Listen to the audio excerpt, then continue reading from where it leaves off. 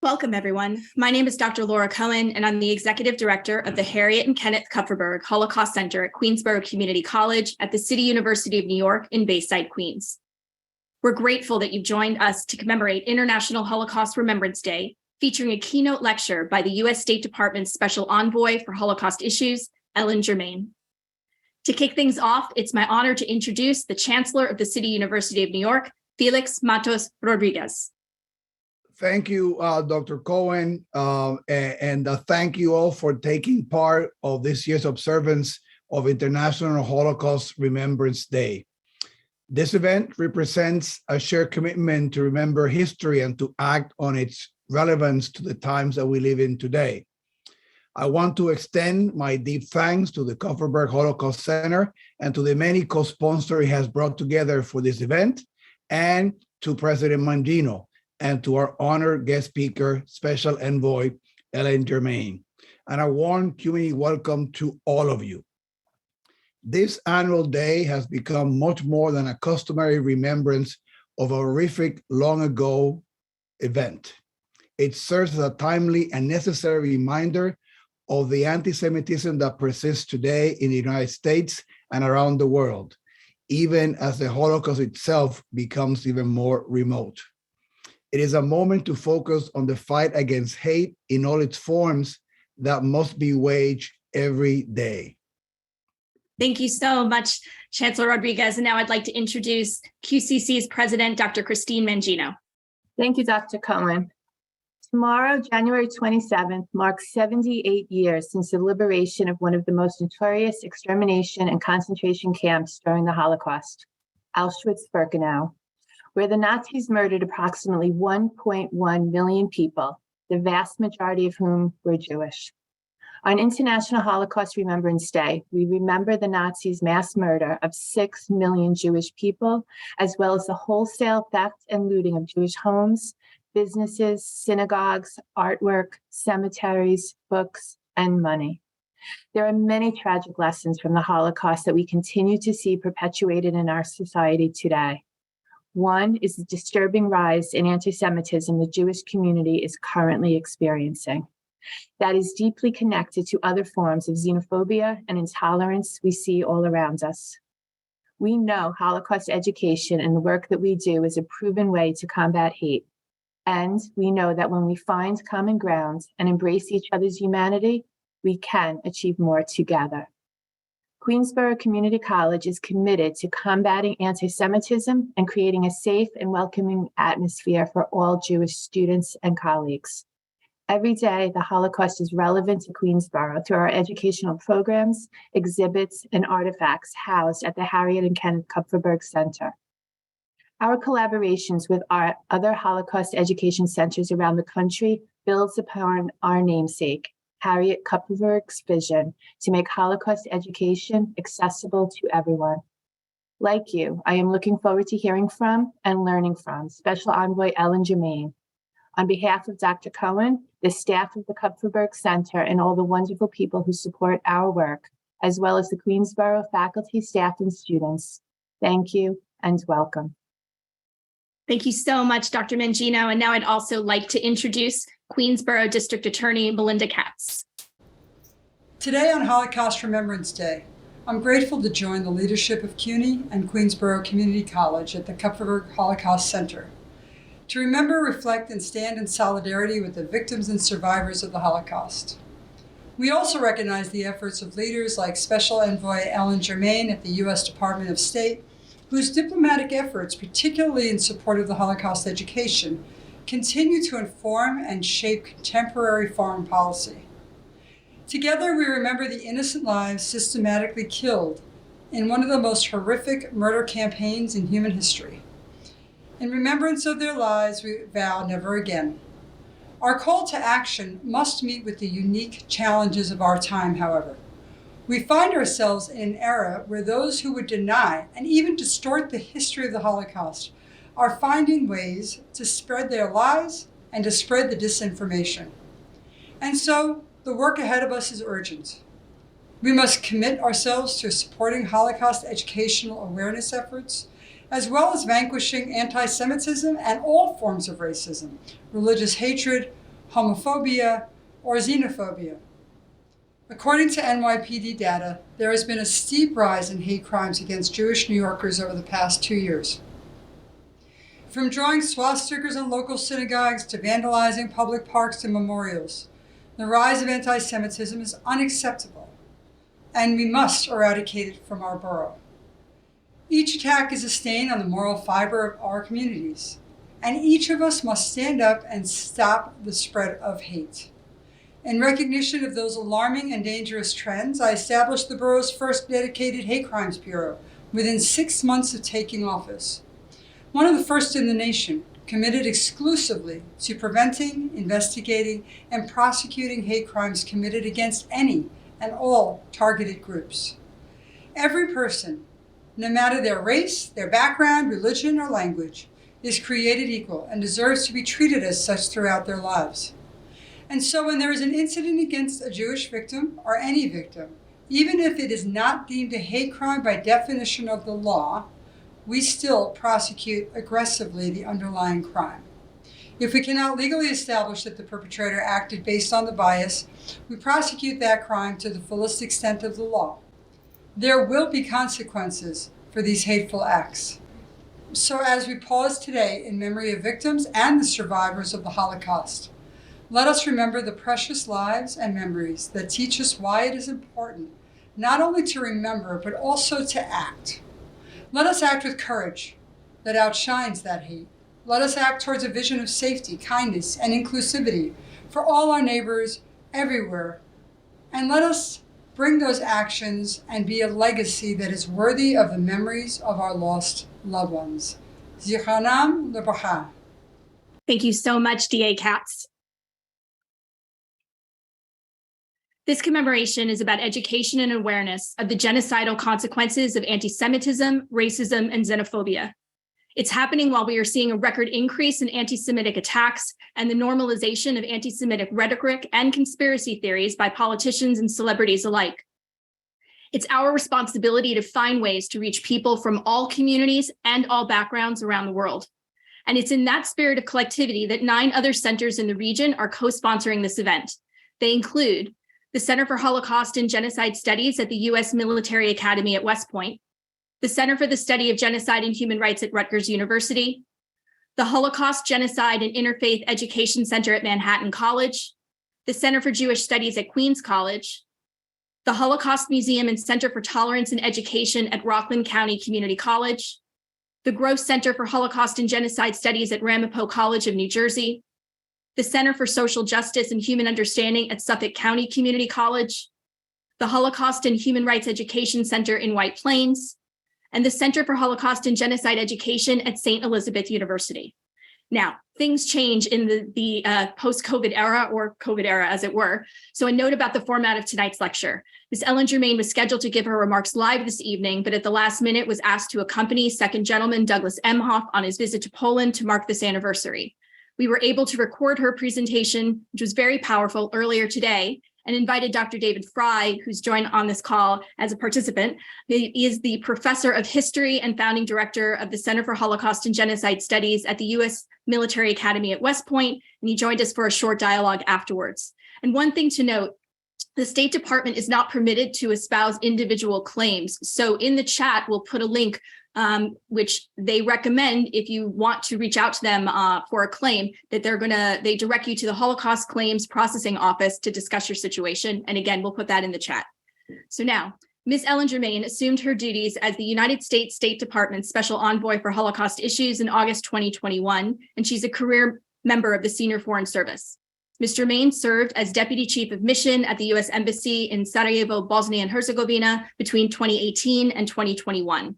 Her previous positions include Director of the Office of Arabian Peninsula Affairs in the Bureau of Near Eastern Affairs, Head of the U.S. Consulate in Krakow, Poland, and postings as Deputy Political Counselor at the U.S. Embassy in Baghdad and at the U.S. Mission to the United Nations in New York, where she was responsible for issues relating to the Middle East, East Asia, and non-proliferation.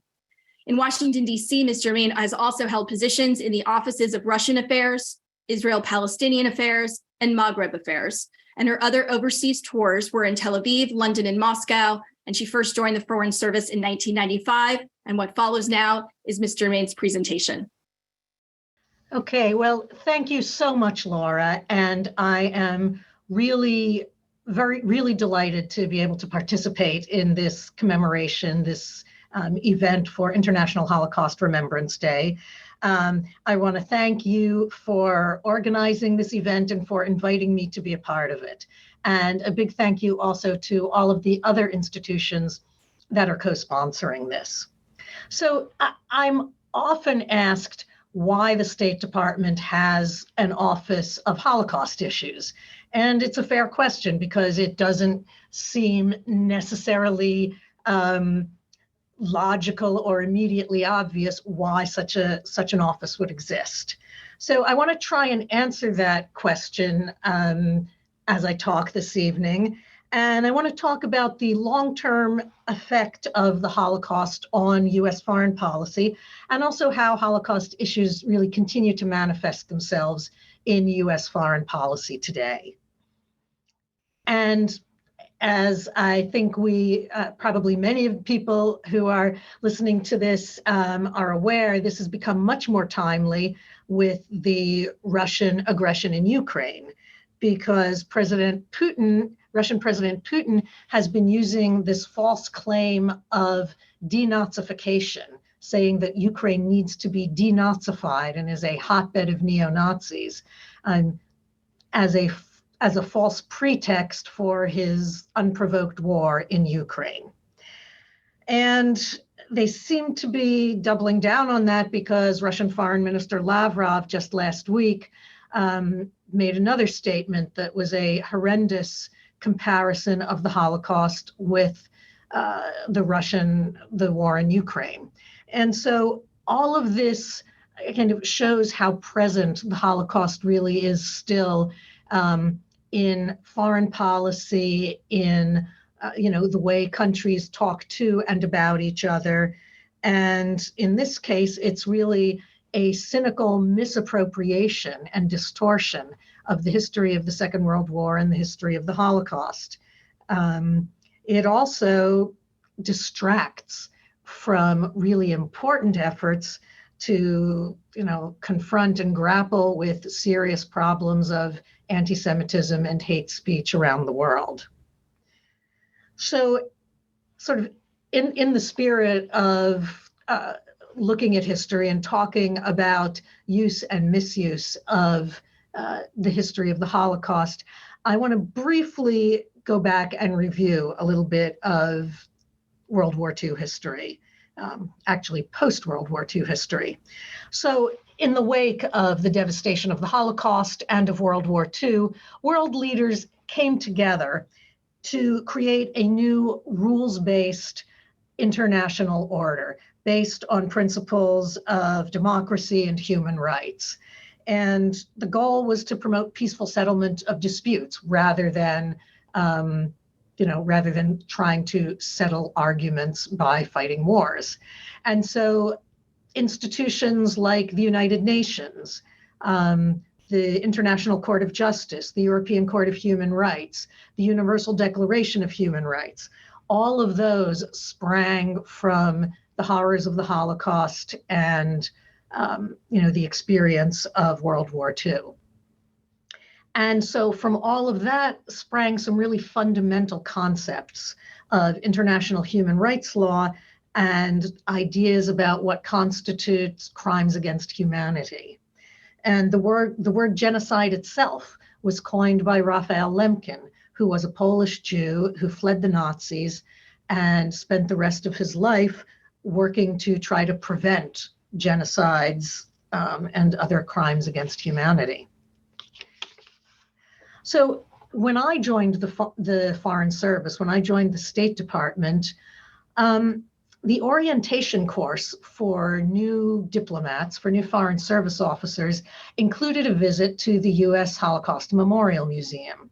And one of the exhibits that they marched us over to and had us stand in front of for quite a while, and they talked about it a lot, was an exhibit on the USS St. Louis. That was, of course, the German ship that carried 937 Jews trying to flee Nazi Germany in 1939. And the ship sailed from Europe, arrived, in North America, was turned away from Cuba, and was turned away from the United States. Passengers were not allowed to land. They went back to Europe, where many of the passengers were murdered in the Holocaust.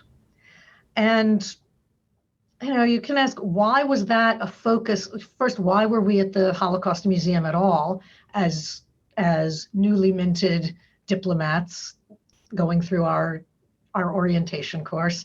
And why was that particular exhibit a focus? And I think it's because while, of course, diplomats deal with current foreign policy, our work should always be informed by our understanding and our knowledge of the past, with the goal of trying to do better in the future. And this is something that Secretary of State Blinken, who is himself the stepson of a Holocaust survivor, has talked about quite a bit, including in what was, I think, almost his first speech as Secretary of State. He talked about what the United States government, and in particular the State Department, did and did not do during the run-up to the Holocaust and during World War II, during the Holocaust, to try and help Jews who were trying to flee Nazi Europe. And for those of you who have watched the new Ken Burns documentary, The U.S. and the Holocaust, that focused on these same issues. And I was really almost devastated by some of what the documentary pointed out, because while I've been familiar with these issues, it really throws into stark relief the failures of the U.S. government in, addressing the issue of refugees fleeing persecution and ultimately murder. And so one of the stories that both Secretary Blinken highlighted and the new PBS documentary highlights is the story of Breckinridge Long, who in the late 1930s and 1940s was the official at the State Department in charge of visa matters, in charge of the policy that defined who could enter the United States and who could not. And so he had immense power to help those who were being persecuted in Europe. But as the Nazis began to systematically round up, deport, and ultimately murder Jews, Breckinridge Long actually made it harder and harder for refugees, for European Jews to get visas, to get permission to enter the United States. He was putting obstacles in the way of refugees rather than looking for ways to help them. And, he was not alone in doing this. Others at the State Department helped him write memos and helped him implement his policies. And others just sat by silently and, neither helped nor hindered while these policies were being implemented. Fortunately, there were some in the US government who did push back, and a really courageous group of Treasury Department employees saw what was happening and sent a report to President Roosevelt in which they laid out in really devastating detail the State Department's failure to help the Jews of Europe. And that report said, quote, "State Department officials have not only failed to use the government machinery at their disposal to rescue the Jews from Hitler, but have even gone so far as to use this governmental machinery to prevent the rescue of these Jews." They warned, "This government will have to share for all time responsibility for this extermination." So those are pretty scathing words. And 6 days later, President Roosevelt announced the creation of the War Refugee Board. And that was in January of 1944. And the War Refugee Board did go on to rescue tens of thousands of Jews and to help hundreds of thousands more. But by then, more than 4 million Jews had already been murdered. So from 1933 to 1943, America's immigration quotas permitted accepting 1.5 million people. The United States admitted fewer than 500,000.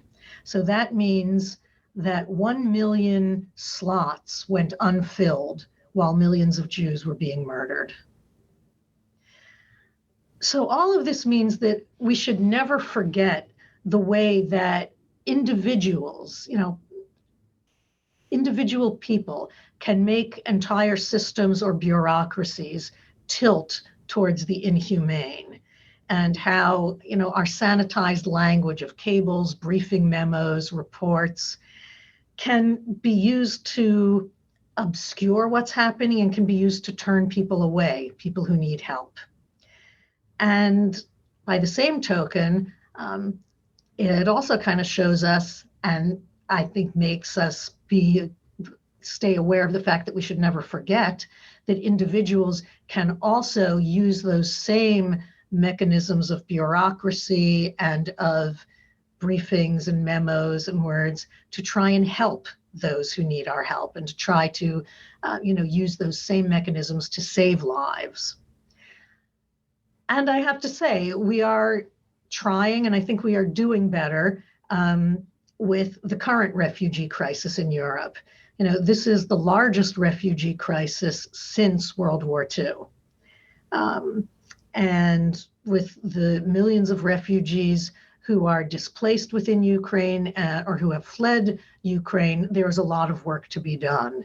And so since February 24th, the start of the Russian invasion of Ukraine, the United States has provided $1.9 billion in humanitarian assistance to support displaced people, to support refugees and other vulnerable populations in Ukraine and in the entire region surrounding Ukraine. So the mission of my office, the Office of the Special Envoy for Holocaust Issues, we describe it as we are seeking a measure of justice for Holocaust survivors and their heirs. And we're located in the State Department because that mission is a human rights issue and it's a rule of law issue of international dimensions.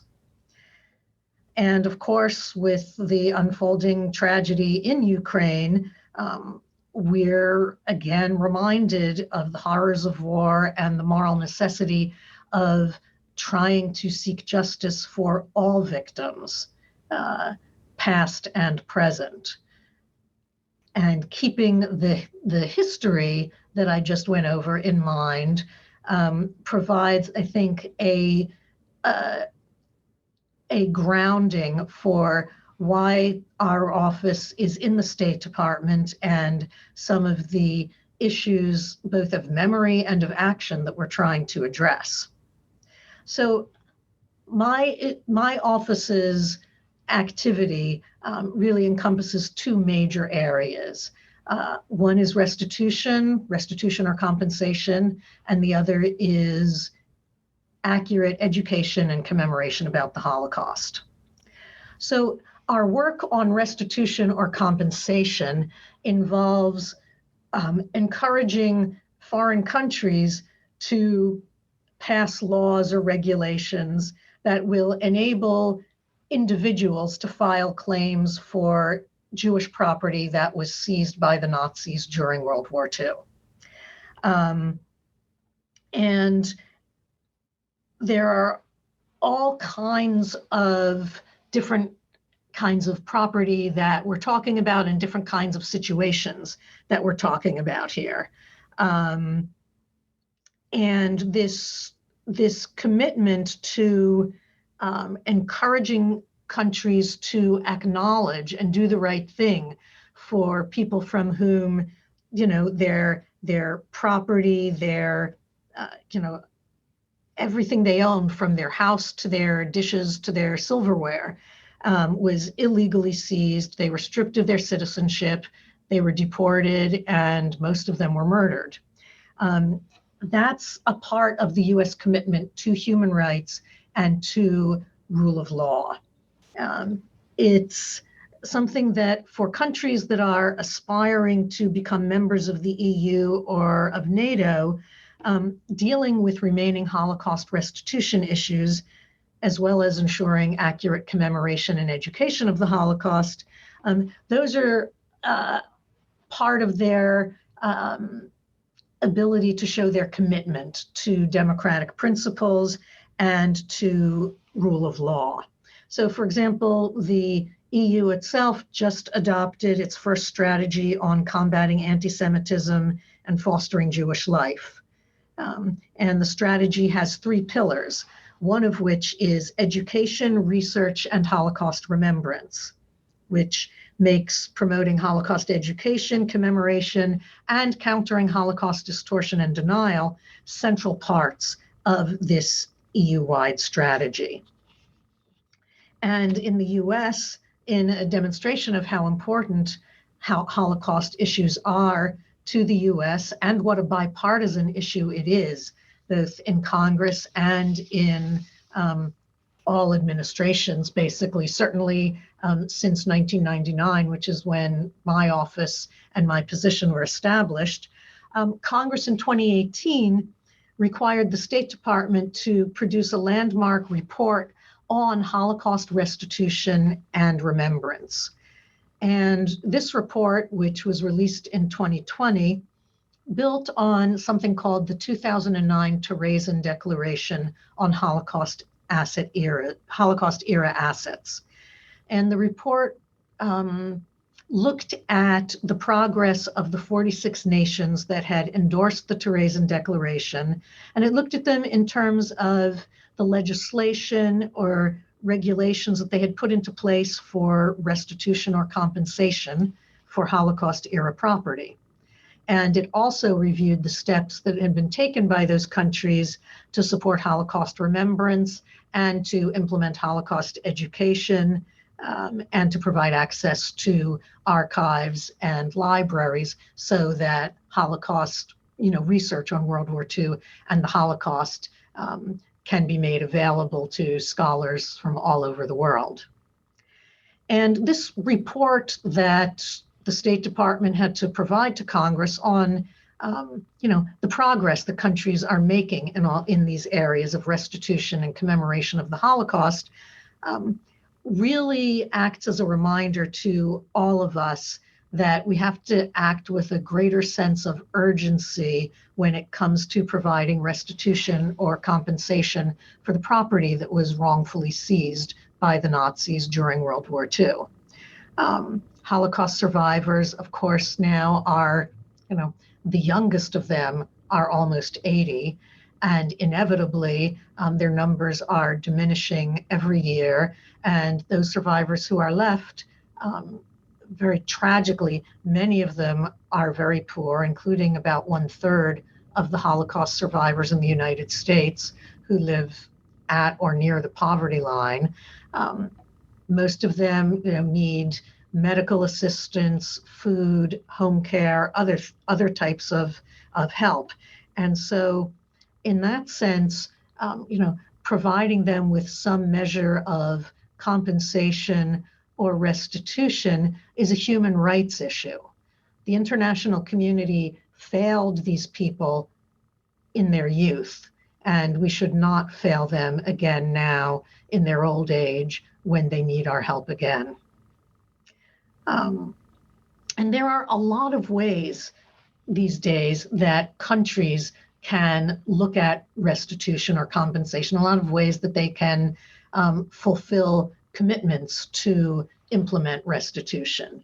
Because nobody is suggesting that almost 80 years after the end of World War II, that current residents of homes or businesses who may have lived there now themselves for generations, that those people should be dispossessed.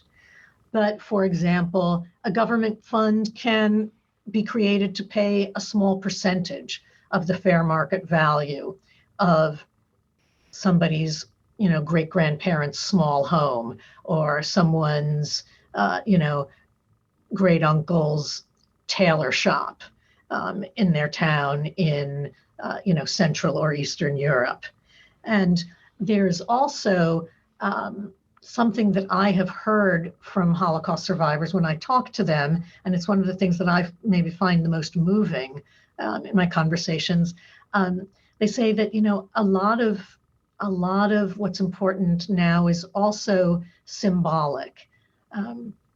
It's an acknowledgement that a great wrong was done to them, that, as I said, that their great-grandfather did live in this town and did live in this building and, maybe owned a little shop over here. It's a recognition that these people were torn from their lives. And, they lost more than the actual value of whatever property or assets they had. They lost their sort of membership in this town, in this community, and they're looking for recognition, acknowledgement that yes, there was a Jewish community here, and we were once part of that. So a few months ago, I was actually in Prague, where the Czech government was holding a conference to talk about exactly this, about restitution, compensation, remembrance. 20 years, or actually 22 years, given COVID, after that original Terezin Declaration had been announced in 2009. And the conference really was a chance to highlight that some European countries have done a lot on restitution, others have done little. And a lot of my office's work is taken up with the diplomatic work of encouraging countries to address these Holocaust era issues and of reminding them of America's interest in these issues. They're important to us. They're issues that we raise consistently with, with basically all of the countries where the Holocaust took place, where World War II was fought. And even almost 80 years after the end of World War II, there's still a lot of unfinished business when it comes to restitution and other Holocaust issues in quite a number of countries. So in some countries, the ability to claim restitution or compensation was limited by citizenship and residency requirements. That's the case in Croatia, for example. Or sometimes people faced overly complicated bureaucratic barriers. Bosnia and Herzegovina, Belarus, and Ukraine have not passed any legislation for the restitution of private property. And of course, Ukraine is now facing existential threats that it must address first off. Romania has Holocaust-era private property legislation, but the claims process is incredibly difficult for foreign survivors. And I have gotten letters addressed to me personally from Romanian survivors saying, please, can you help us break through or make our way through these bureaucratic barriers.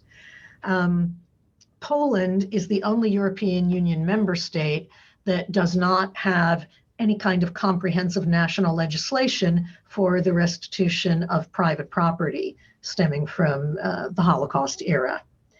And Hungary still has quite a bit of work to do on compensation for what's called property without heirs. That is, property that was known to belong to Jewish families, like businesses or homes that were known to belong to Jewish families, but where the entire family was wiped out. And so there are no survivors.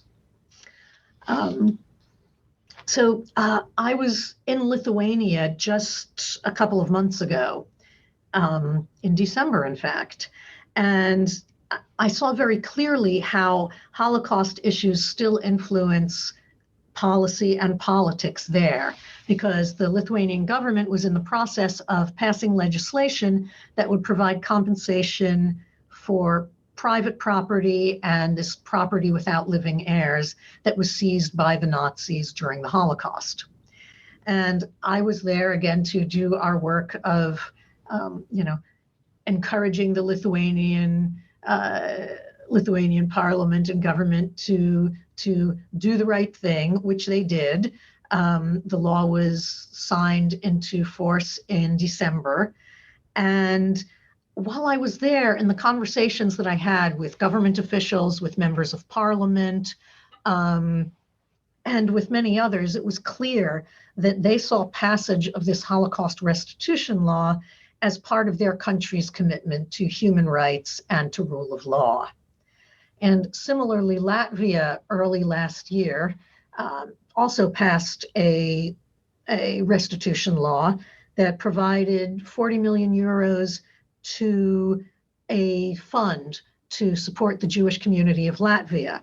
And that's compensation for communal and heirless properties that, again, were stolen by the Nazis during the Holocaust.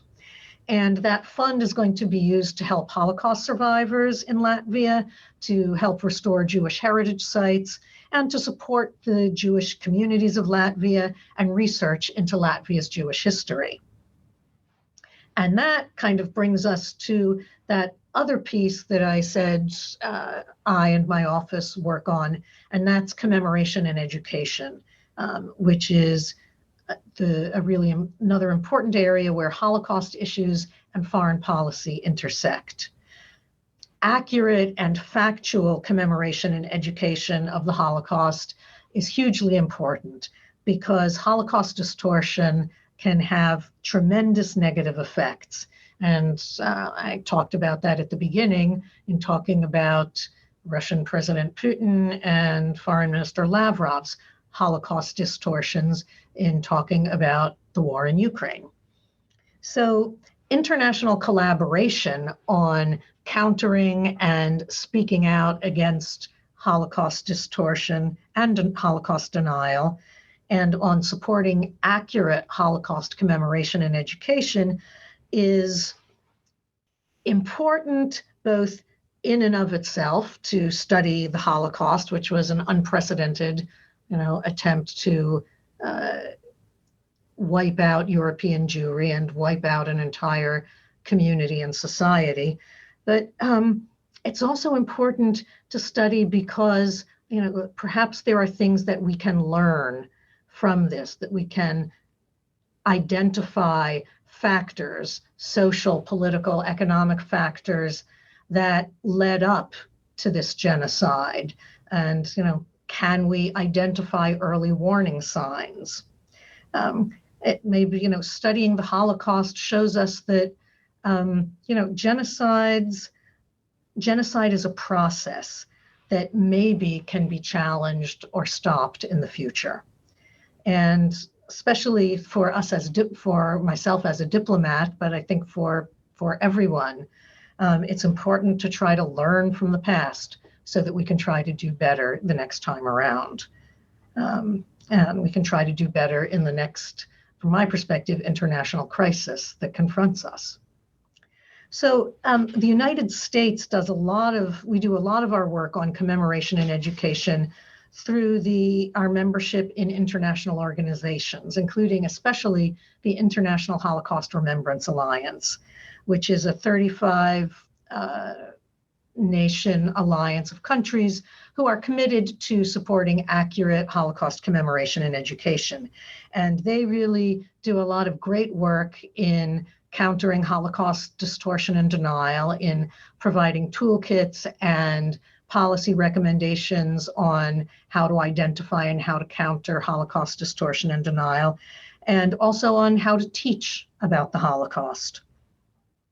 And another way that my office and the US government works on Holocaust commemoration and education issues is through our bilateral initiative. There is a bilateral dialogue on Holocaust issues between the United States and Germany that was launched in 2021 by Secretary of State Blinken and then German Foreign Minister Maas.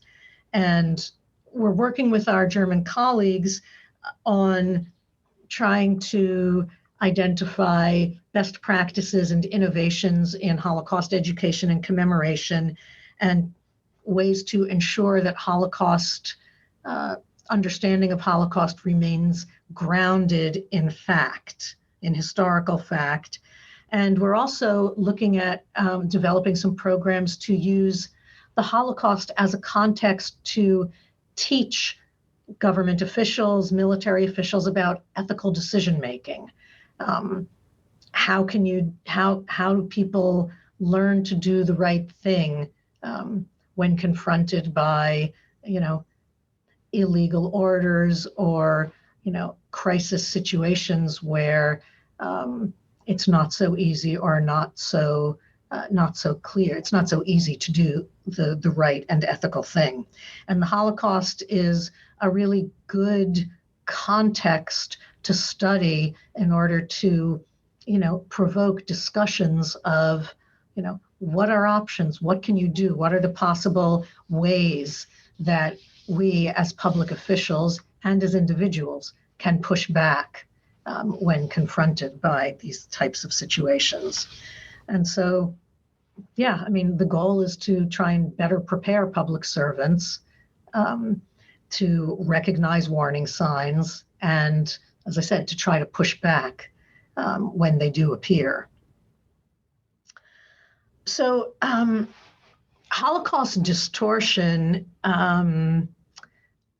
is something that we deal with in foreign policy in a number of ways. And one of the other ways that we've been starting to deal with it recently is in the issue of rehabilitation, which is a question of people, individuals, national heroes in some Central, Eastern, and Southern European countries who are viewed as heroes because they fought the Soviets, they fought communism after World War II, but they were also complicit in crimes of Nazi genocide during the Holocaust. And this issue of historical figures who have questionable pasts starts to come out as countries develop their historical narratives. And what we're seeing is, some countries have monuments, statues, streets named after these, after Nazi collaborators who are viewed as heroes because after the war, they were anti-communists. And another aspect of rehabilitation or historical revisionism is when countries try to downplay or ignore the role of local collaborators in helping to perpetrate some of the crimes of the Holocaust. And they do this, this gets done as countries are developing a kind of heroic narrative of their history.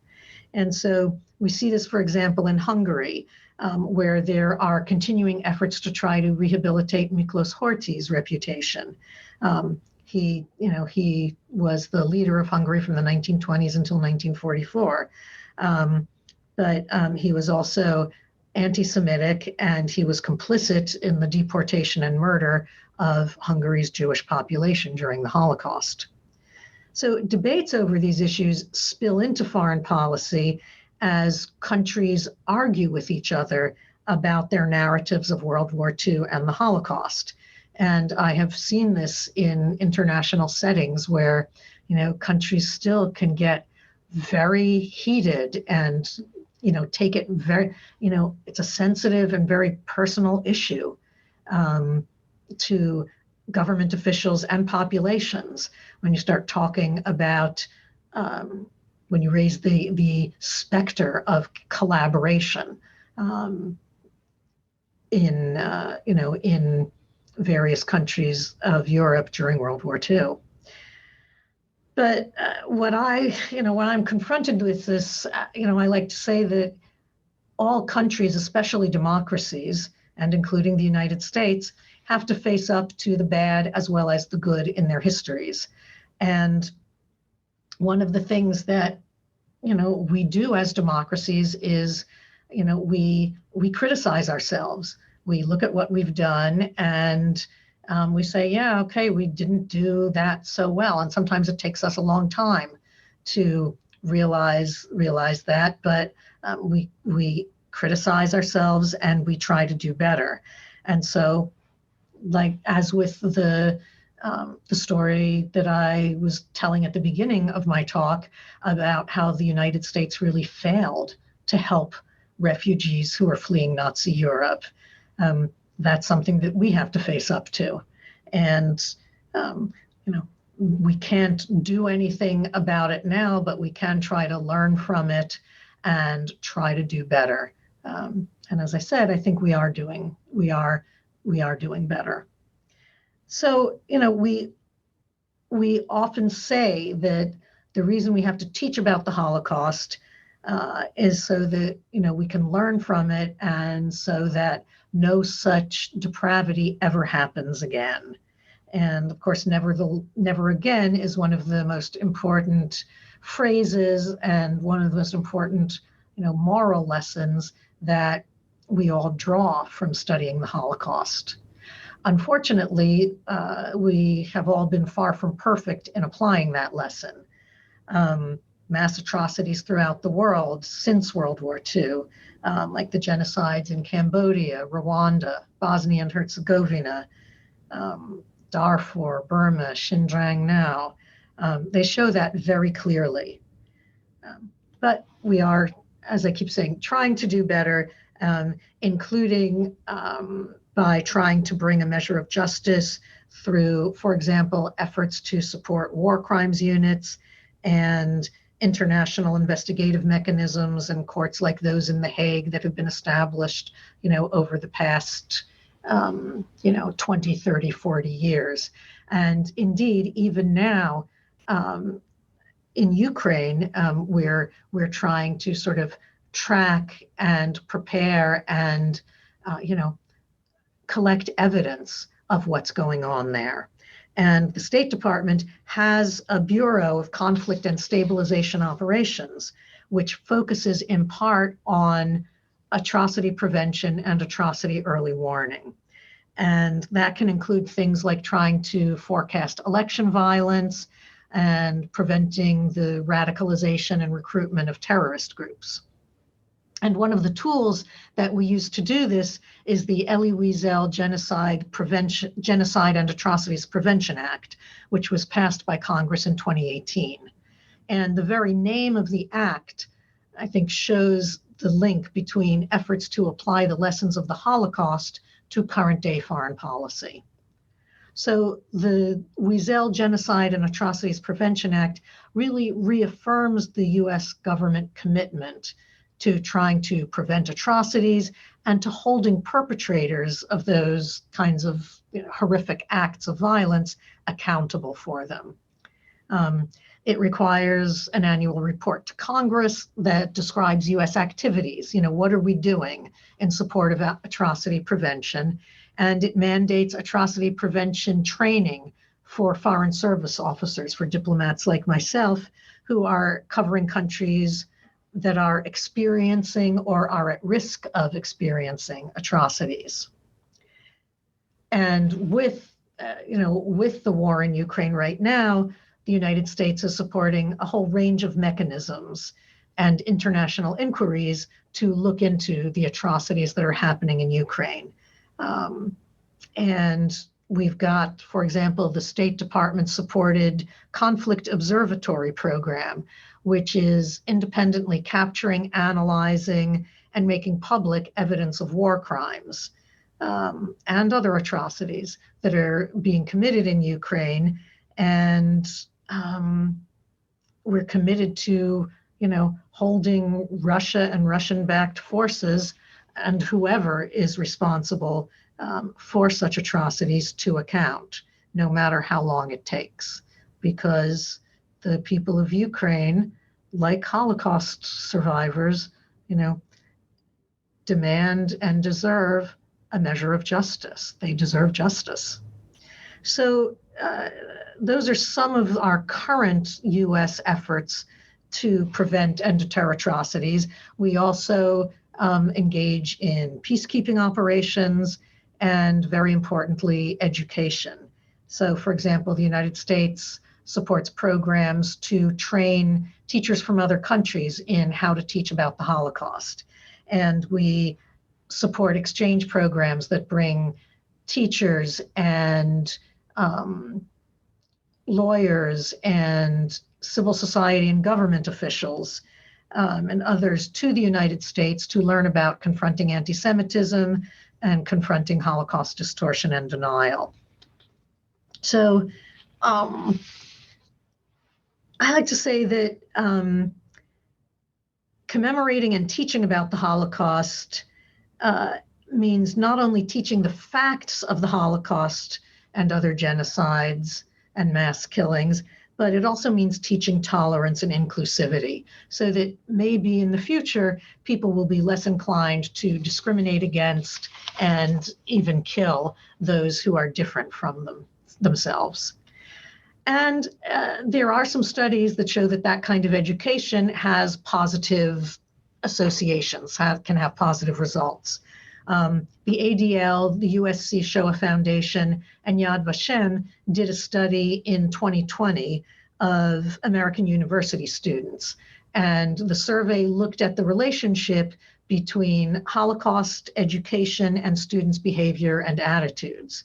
And students who had received Holocaust education as a required part of their high school classes not only did better in their historical knowledge of the Holocaust, they also had more pluralistic attitudes and were more open to differing viewpoints. And they were also more willing to challenge intolerant behavior in other people. So correlation is not cause and effect, of course, but at least results like these give some hope that teaching about the Holocaust can have a positive effect on people's real life behavior. So I will just conclude by saying that the work of my office, the Office of the Special Envoy for Holocaust Issues, really, we support U.S. foreign policy goals of sharing our democratic values and promoting rule of law and human rights. And by highlighting the painful lessons of the Holocaust, including the importance of respecting the human rights and dignity of those who are different from us, is one of the ways that the United States really tries to ensure that American foreign policy unites our democratic values with our diplomatic leadership and is centered on the defense of democracy and the protection of human rights. So thank you very much. Ellen, that's tremendous, and so grateful for your insights, and also talking about, I was thinking as you were speaking about how coming out of the Holocaust, the focus was on creating really the machinery for human rights. And so much of our conversations today are focusing on different forms of hatred. And I wanted to bring into the conversation now, I'd like to introduce Dr. David Fry, who is a professor of history and founding director of the Center for Holocaust and Genocide Studies at the United States Military Academy at West Point, where he spearheads efforts to increase Academy, Army, and Defense Department awareness of and understanding of efforts to prevent mass atrocities. He also serves on the U.S. Holocaust Memorial Museum's Education Committee and is a steering committee member of the National Consortium of Holocaust, Genocide, and Human Rights Centers. And so I'd like to, David, I'd like to turn it over to you to ask the first question. Well, thank you very much, Laura, and thank you very much, Ellen. Laura, I'd like to thank you on behalf of all the other organizations that are involved with you for putting all of this together, for bringing 9 different organizations together. That is no small feat. And Ellen, thank you very much for your talk and for your time. You're a career diplomat. This is, I guess, your 27th year, and you've worked in multiple countries, in regions and at organizations that have sadly either been the site of genocide, such as Poland and Bosnia, are actively perpetrating mass atrocities, such as Russia, or are theoretically the world's hope for preventing these crimes in the future, like the UN. How do these countries, regions, and organizations differ in how they've wrestled with lessons of the Holocaust related to justice, reparations, restitution, and memory? Yeah, well, I could spend hours talking about that. That's a really interesting and complicated question. I'll try to just hit a few main points as I think about the places that I've served and some of the things that I've seen and learned from them. So my most recent overseas posting, just before I took up this position as special envoy, was in Sarajevo in Bosnia and Herzegovina, where, of course, the Bosnian War is only 30 years in the past. It's still very raw, very present, and the Srebrenica massacre of 8,000 Muslim men and boys is still very much a current and present memory to so many Bosnians. And having gone to the Commemoration and the March of Peace that's done every year on the anniversary of the massacre up in Srebrenica, it's in Bosnia, they are struggling with genocide denial. There are, as you both know very well, the still continuing ethnic, constituent peoples tensions in Bosnia and Herzegovina mean that there are elements of society and elements of the entity governments that deny that Srebrenica was a genocide, despite the fact that the International Court of Justice has determined that it is a genocide, and the facts, like the facts of the Holocaust, are well documented and are there, sadly, for us to see if we have eyes to look. So it was it was horrifying to see pictures, for example, that were taken of the Srebrenica massacre that, if they had not had captions on them, I might have thought that they were photographs from the Holocaust. Sadly, the images are similar, and it really brought home to me that, obviously we have not done enough in genocide, in atrocity prevention and early warning. But I think we have learned about, taking evidence, trying to establish mechanisms to, require accountability, setting up tribunals, and also setting up commemorations, learning how to memorialize tragedies so that, that memorialization can be used both as education and as, a tool, again, to try to learn how to do better in the future. So Bosnia and Herzegovina, that's, it's still very present, and I think they are still grappling very much with, sadly, elements that deny that a genocide took place, and that's a danger, a distortion of history that we all need to speak up and speak out against. Poland was the site of, so much of the Holocaust. The six death camps established by Nazi Germany in German-occupied Poland. They were on the territory of German-occupied Poland. So millions of Jews were killed in Poland. And Poland has done really an excellent job of commemorating and memorializing those sites. The Auschwitz-Birkenau Memorial Site is incredibly moving, and tells a historically detailed and accurate history. The Polin Museum in Warsaw, that tells the history of the Jews in Poland, is another Polish government, very successful effort to commemorate the history of the Jews in Poland, the history of a community that was basically wiped out by the Nazis in German-occupied Poland. So, Poland, on the one hand, has done a very good job of that. On the other hand, Poland still struggles with acknowledging its own history in World War II and the fact that there were Polish collaborators with the Nazis during World War II. And I'll just leave it at that, because I know you're both, and probably much of the audience is very familiar with some of the debates that have gone on over the last few years, because Poland passed a law in 2018 that made it a crime. It was then reduced to a misdemeanor after much uproar, to say that Poland or Poles perpetrated or were co-perpetrators of the crimes of the Holocaust. And that is something that,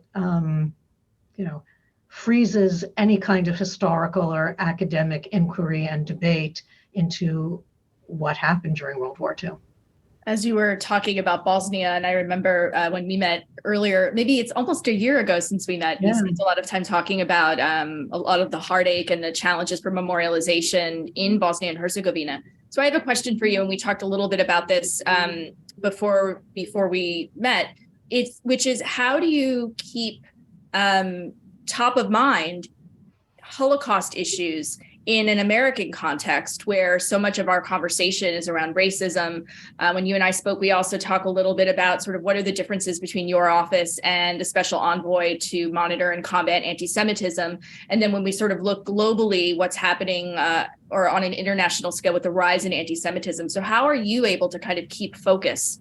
Well, one of the things that my wonderful colleague, Deborah Lipstadt, who is the Special Envoy for monitoring and countering anti-Semitism, one of the things that she likes to say is that we can't fight hatred in silos, meaning that, yes, we talk about anti-Semitism, racism, intolerance, we can talk about Holocaust denial, distortion, but these are all forms of hatred, and we can't and we shouldn't be trying to fight them separately.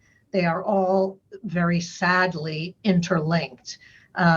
We've seen that in the United States when we see some of the social media posts that perpetrators of some of the shootings in the last couple of years have been looking at. You see they're looking at social media sites that are propagating racist and anti-Semitic and, sometimes anti-Muslim, all kinds of hatred. So to me, countering Holocaust distortion and denial as one piece of what we do is a piece of this overall countering hatred, countering hate speech, countering intolerance that many, many parts of the US government are committed to and are working on. Other parts of our work, work on restitution, work on commemoration. A lot of that is long-term. And so it's not, it's not the immediate crisis of the day, but it's something that we, as I said, it's an issue that has bipartisan support from Congress, from U.S. administrations, and we keep at it day in and day out, year in and year out. Even when there are, existential crises around the world, we don't drop our focus on these issues. There are many more questions that I would like to ask, but I'm going to ask you take us in a slightly different direction and ask about how you and your work have begun to incorporate the Roma and the Sinti into the discussion of Holocaust issues. That it's been a relatively recent development within the past few decades in academia, and even later in diplomacy. So, how are you starting to engage Roma and Sinti populations? Yeah, and that's actually something that I've been wanting to get my team focused more on ever since I started in this position about a year and a half ago. The genocide of the Roma and the Sinti is, often overlooked or ignored. And so I was in Berlin in December, and I actually met with the head of the Roma and Sinti community there, and visited their education center, and was talking to him about how, and hearing from him how the Roma community really does, feels that, that genocide has been overlooked. And I learned a huge amount from, being there, talking to him, going through the exhibitions. And it's something that I think we, first off, need to talk about more. I mean, I and my office and the Secretary of State, when we make statements, when we talk about the Holocaust, for example, on Holocaust Remembrance Day, the Holocaust is the murder of the 6 million Jews of Europe. International Holocaust Remembrance Day is also an opportunity to, first off, remember the 6 million, and to also remember and commemorate the millions of others who suffered and were killed by the Nazis. And that includes hundreds of thousands of Roma and Sinti, disabled people, LGBTQI individuals, who from the Nazis referred to them as homosexuals because they were mostly focused on gay men. Those are all populations that were targeted by the Nazis as, along with the Jews, as being considered subhuman. And so we should be remembering all of them.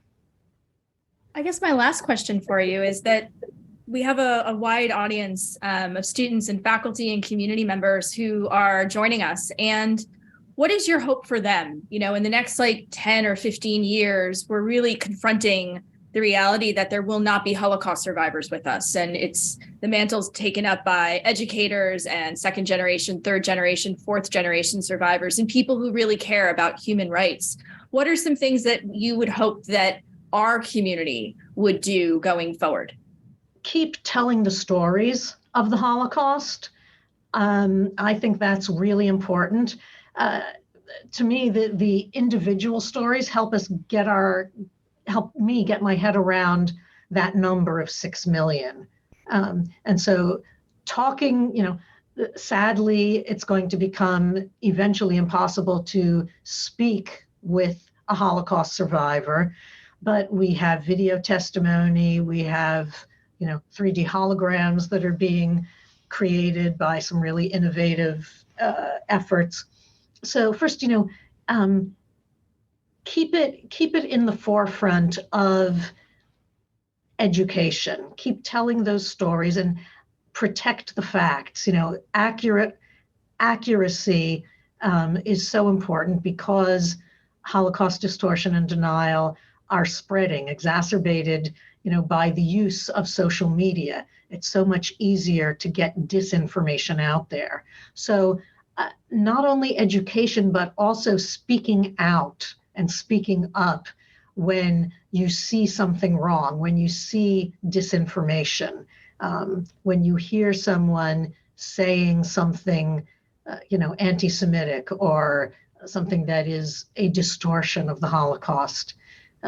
Challenge it, speak up about it. That's I think where I would put a lot of emphasis, because we can't just sit idly by, and we can't always make grand gestures, but we can all try to speak up and be more courageous. And it's hard.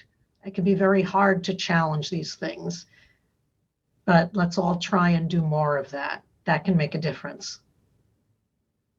Thank you. Thank you. David, do you have any closing remarks? Thank you very much for those words. Are my job at West Point is often to try to inspire in addition to educate. And I think this is one of those ways, and your job in a way is to both exhort and inspire, the populations that you work with to do probably more than they want. And I think that's the sentiment that you left us with, is we all have to do more than we're comfortable with, and continue to fight against the distortion, denial, and the misinformation that continues to, and even to the political and I would say economic incentives that people often have to maintain these ruptures that genocides bring about, and the Holocaust specifically. And so thank you very much for your words, for your time, and much appreciated.